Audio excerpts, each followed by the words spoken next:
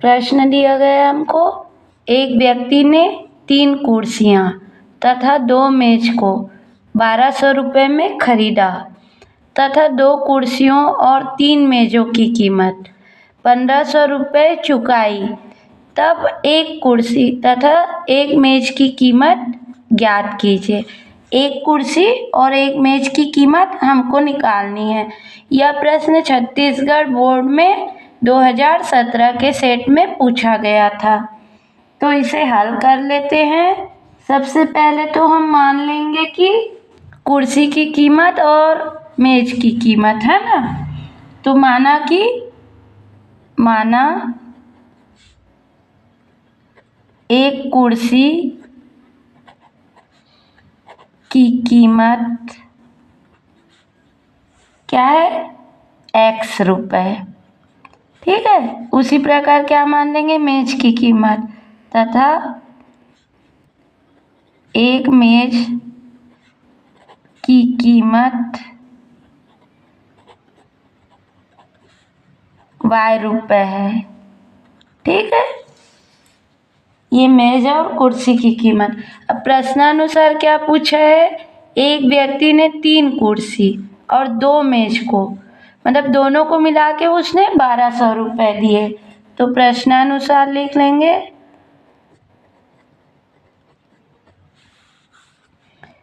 3 कुर्सी की कीमत है ना, और 2 मेज की कीमत क्या दिया, 1200 रुपये। ठीक है, इसे दे देते हैं हम समीकरण नंबर 1, इक्वेशन नंबर 1। और उसी प्रकार दूसरी शर्त क्या है, दूसरी शर्त के अनुसार उसने 2 कुर्सी और 3 मेजों की कीमत 1500 रुपये चुकाई। मतलब 2 कुर्सी और 3 मेज, 2 कुर्सी और 3 मेज की कीमत 1550 रुपये। इसे दे देते हैं हम समीकरण नंबर 2।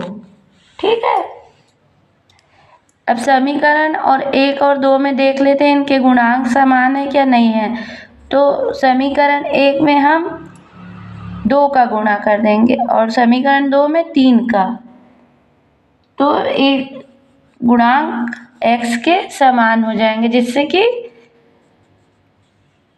ये कट जाएगा और y मिल जाएगा हमको, है ना। तो समीकरण 1 में 2 का गुणा तथा समीकरण 2 में 3 का गुणा करने पर क्या होगा, यहाँ गुणा कर देंगे 6, इसमें 2 का और 4y बराबर 1200, 6x + 4y = 1200, 12 और इसमें क्या हो जाएगा, 12 का 2400। ठीक है, इसमें भी तो 2 का गुणा होगा ना। ठीक, और इसी तरह समीकरण 2 में क्या होगा, 3 का गुणा करें तो 6x + 9y बराबर 3 का गुणा किए 1550 में, तो 3 शून्य 0, 3 पंजे 15 का 5, हाथ का लायक 3 पंजे 15 और 1 16, हाथ का लायक 3 एकम 3 और 1 4, 4650 रुपये। ठीक है, अब इसको घटा देंगे। ठीक है, तो ये क्या आ गया, शून्य में शून्य गया, शून्य, कुछ नहीं है, मतलब ये धन ऋण ऋण हुआ है ना। तो 4650 में 2400 को घटा देंगे, तो ये शून्य का शून्य और 5 का 5, 6 में से 4 गया 2 और 4 में से 2 गया 2, और जो चिन्ह बड़ा रहता है उसका लगता है, तो यहाँ माइनस चिन्ह लग जाएगा। ठीक है, और यहाँ क्या होगा, धन ऋण ऋण है ना, तो ऋण वाली बड़ी है तो 9 से 4 को घटा दिए तो 5y, और चिन्ह जिसका बड़ा होता है तो ये 5। ठीक। और 6 प्लस माइनस माइनस हो गया है ना, यहाँ पर कुछ नहीं, मतलब प्लस प्लस माइनस माइनस और ये प्लस, तो प्लस माइनस ये कट जाएगा, ये शून्य आ गया। ठीक है, तो यहाँ से y बराबर, ये माइनस दोनों साइड है तो ये भी कट जाएगा। ठीक है, तो y बराबर 2250/5, तो 5 एकम 5, 5 चौक 20, बच गया 2, 5 25, 5 शून्यम 0, तो ये आ गया 450, इसलिए y बराबर 450। अब y का मान किसी भी समीकरण में रख सकते हैं ना, तो y का मान समीकरण 1 में रखने पर, तो समीकरण 1 क्या है हमारा, 3x + 2y बराबर 1200, तो y की जगह हम 450 लिख देंगे। तो 3x + 2y की जगह 450 बराबर 1200। ठीक है,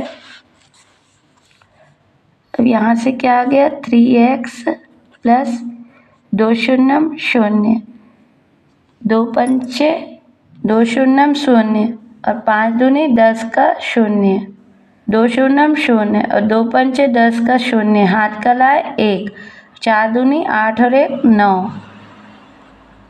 ठीक, या 3x, इसको पक्षांतर कर दिए तो ये 1200 ऋण 900, पक्षांतर है ना, पक्षांतर किए तो यहाँ से क्या आ गया, 3x बराबर 1200 में 900 गया 300।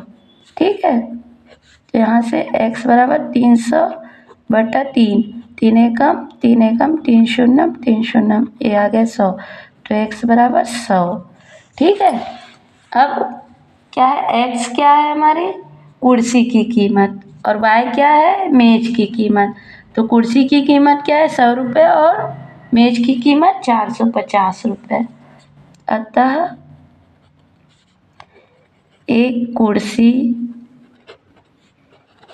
की कीमत 100 रुपये है तथा मेज की कीमत 450 रुपये है, और यही क्या है हमारा आंसर। ठीक है।